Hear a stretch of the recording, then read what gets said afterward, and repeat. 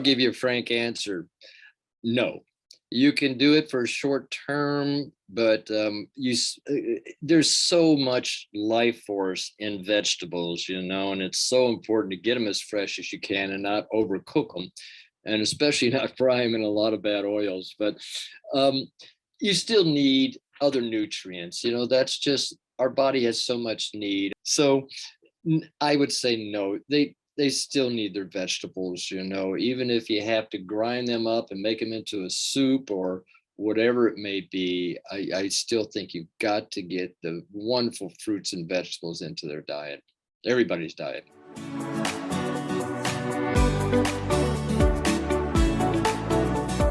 Well, there's many foods. I mean, you look at the meats and the proteins, they all have amino acids.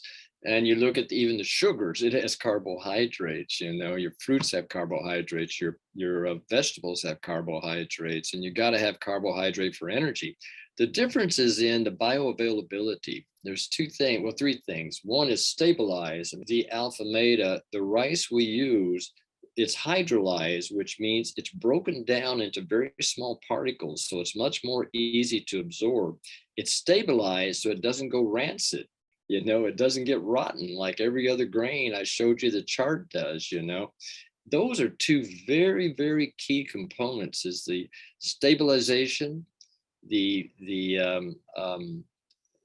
process it goes through, which is low heat, low pressure to break up the molecules. I'll tell you this one story.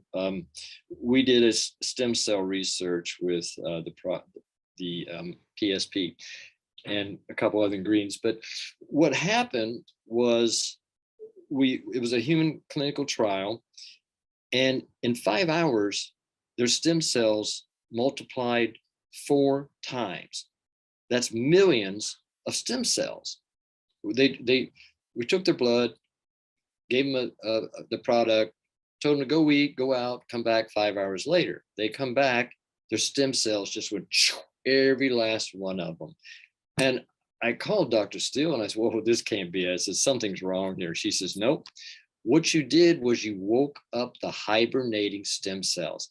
Stem cells have this process where if they're not getting the food they need, they shut down. They go into hibernation, just like a bear does in the wintertime. They just shut down. So what you're doing with the AlphaMeta is you're waking them up. They're saying, oh my gosh, finally, I've got a good, pure food that I can metabolize. Now, most foods take energy to metabolize, right? You got to have energy for digestion. And the heavier it is, like meats and such, the more energy it takes. With this, the digestion needs little to no energy to metabolize it. So it has a positive anabolic and energetic quotient compared to foods that just require so much energy. They take energy from you, to metabolize them, to break down those amino acids, to reform them into a protein, to take that carbohydrate, provide the enzymes you need in order to metabolize it, convert it into energy. That's the key. So many products out there today, it takes too much energy rather than gives energy. I've had several thalassemia patients. I had a clinic in Thailand for a while too, and Thailand is very renowned for thalassemia. A lot of individuals, unfortunately. We saw some wonderful benefits on many levels. I can't say it'll totally reverse thalassemia, but we saw improvements of so many symptoms, and the red blood cells balancing, the inflammation being reduced. That was one of the big keys, was the inflammation, and having more energy and be more functional. There's a lot needs to be done with thalassemia, but I've seen it benefit every single individual who took it. So, and the wonderful thing about it, it is not a medication. It's not a drug. It's just a food. But I've never seen anybody, and I've had thousands of patients, have a problem with the AlphaMeta. Not one single problem, which is pretty phenomenal.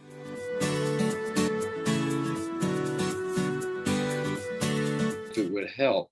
And it will absolutely help, because particularly what's happening with long-term COVID is degeneration.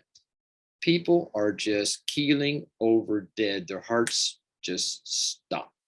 And even kids with myocarditis and pericarditis, unfortunately, the people who are most susceptible or to death and serious complications are those with diabetes, already have cardiovascular disease, or kidney disease, whatever it may be, already compromised.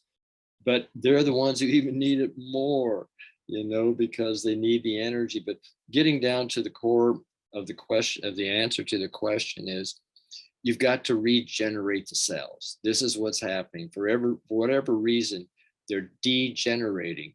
So you've got to be able to get the right kind of food that's going to give your immune system enough strength to fight it, overcome it.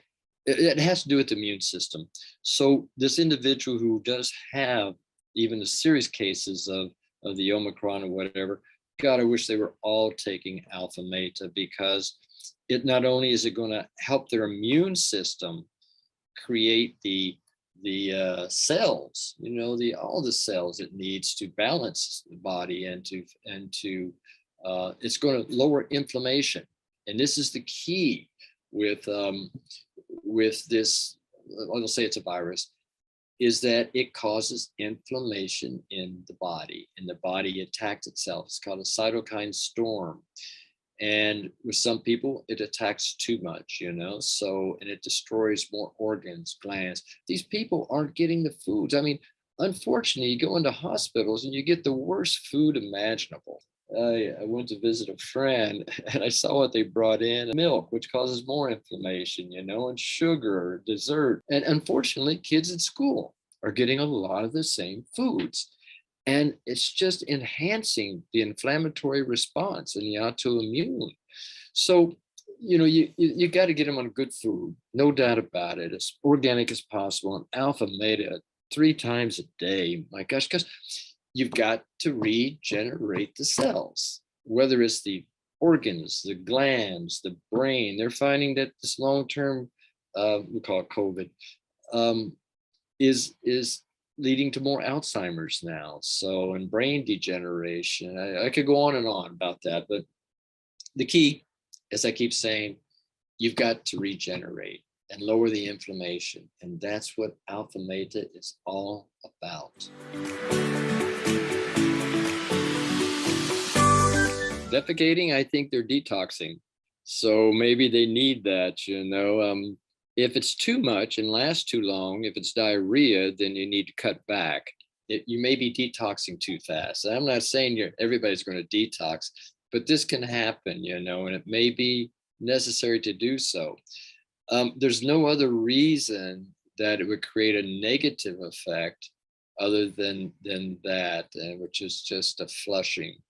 And but if it lasts too long, you got to cut back, because with too much diarrhea, you can lose essential electrolytes and minerals and such, and even throw off your microbiome, your good bacteria from the bad bacteria. So that's very important.